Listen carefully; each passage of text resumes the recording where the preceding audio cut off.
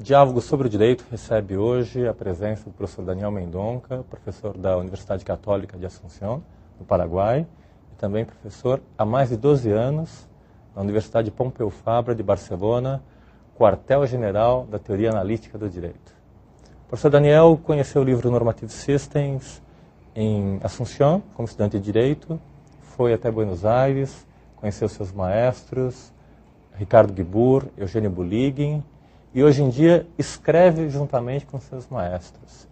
Lançou recentemente, entre outros livros, um livro muito interessante, Os Direitos em Juego, Os Direitos em Jogo, em que explora a tensão entre princípios e regras, no que diz respeito à busca de critérios para a compreensão das metáforas que envolvem esse tema, a ideia de ponderação, de balanço, reequaciona o sentido de direito e avança sobre uma forma de objetivar o sentido específico do balanço desses direitos, hoje em dia tão difundidos nos nossos ordenamentos. Daniel, eu queria começar a nossa conversa explorando um pouquinho você para entender um pouco melhor o que é essa análise filosófica do direito e para que ela serve no enfrentamento de questões teóricas e práticas do direito, como você fez no seu livro aqui. Bueno, la filosofía analítica es una orientación filosófica que tiene como objetivo principal la clarificación de conceptos.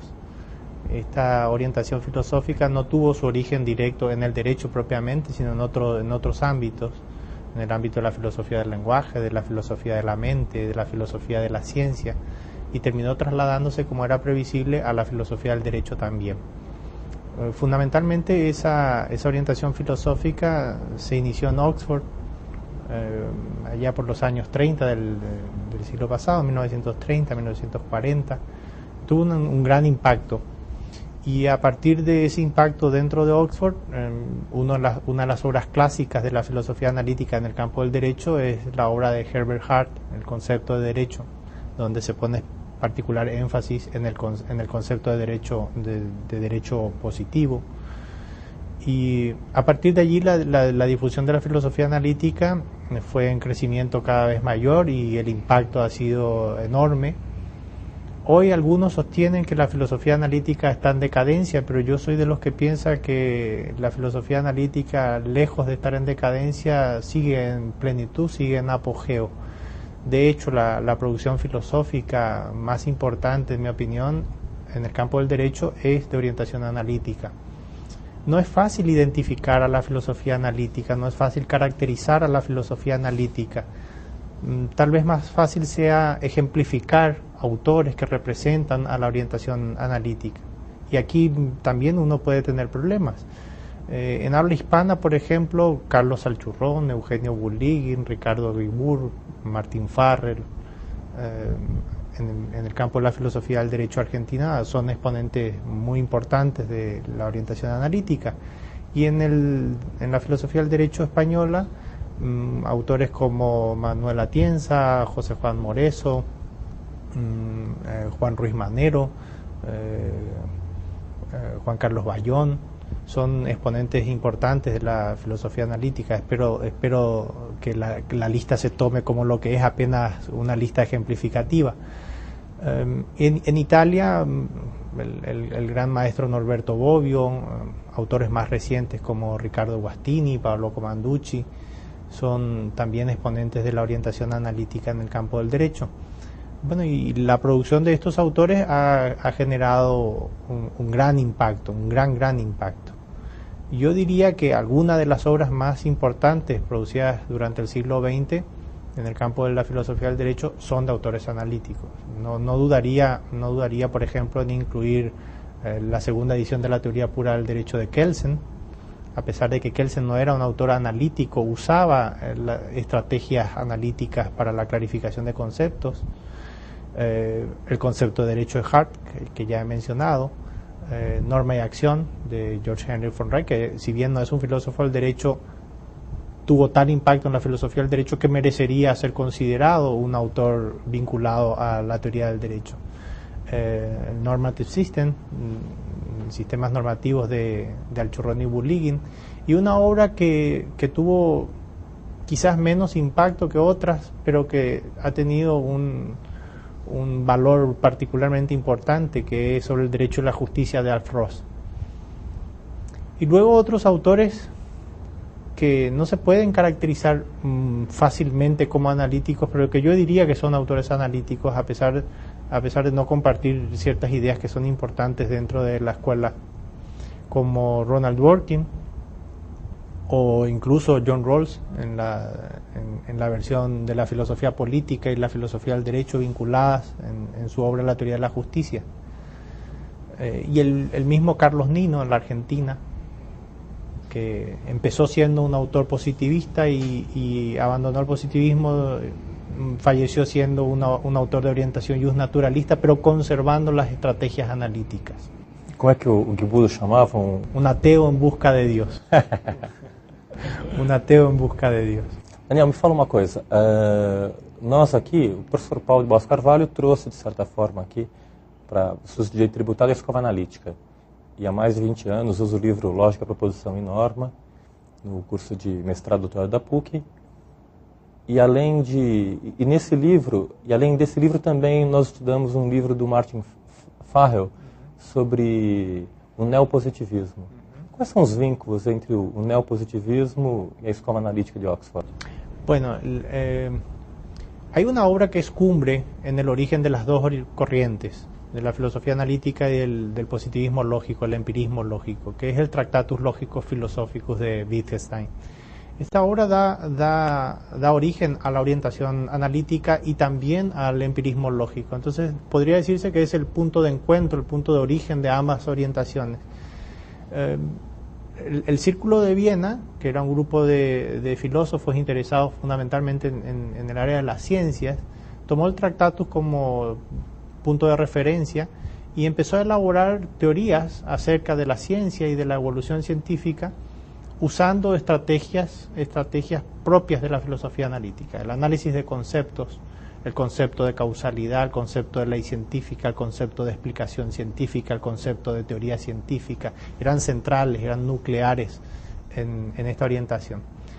Y la filosofía analítica en Oxford viene de la mano fundamentalmente del Tractatus de Wittgenstein y de unas obras de Bertrand Russell que producía en Cambridge, en verdad, muy importantes. Principia Mathematica, que es el primer tratado de lógica profundo, serio, vinculado con su origen en las matemáticas.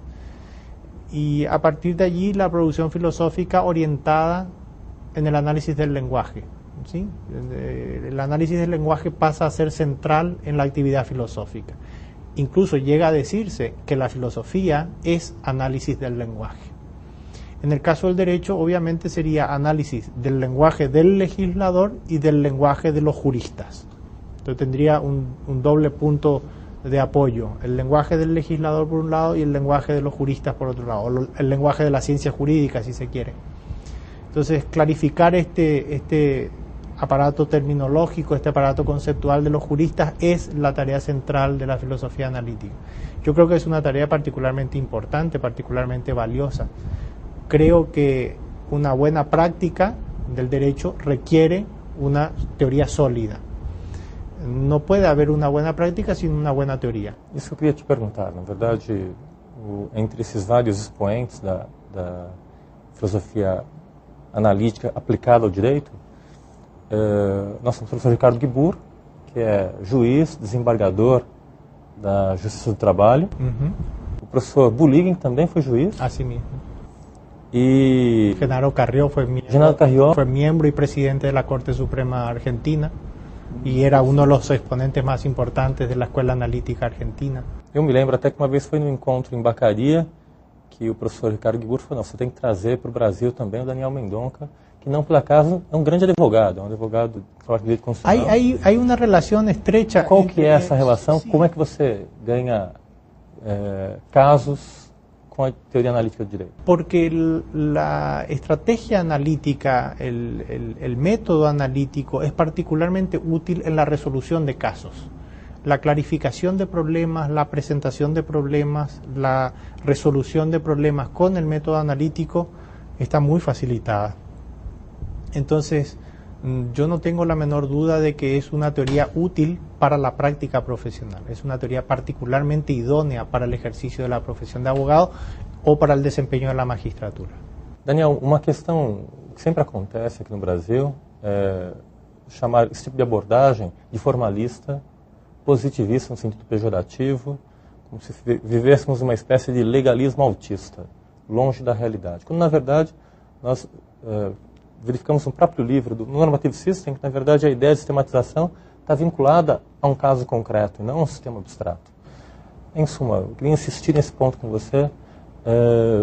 ¿Para qué serve na formación de un advogado a teoría analítica? Yo creo que tiene una utilidad particularmente importante.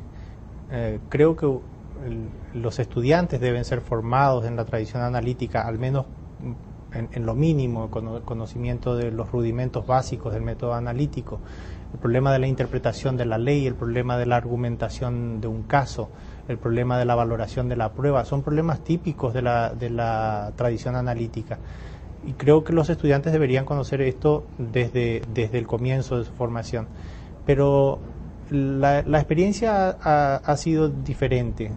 La tradición ha llevado la teoría analítica fundamentalmente a los estudios de posgrado.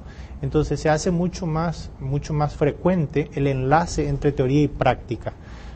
Cuando uno se enfrenta en la formación de un estudiante de grado o de posgrado, obviamente tiene que recurrir a ejemplos, recurrir a casos. De allí la relación también estrecha entre el método analítico y el método de casos.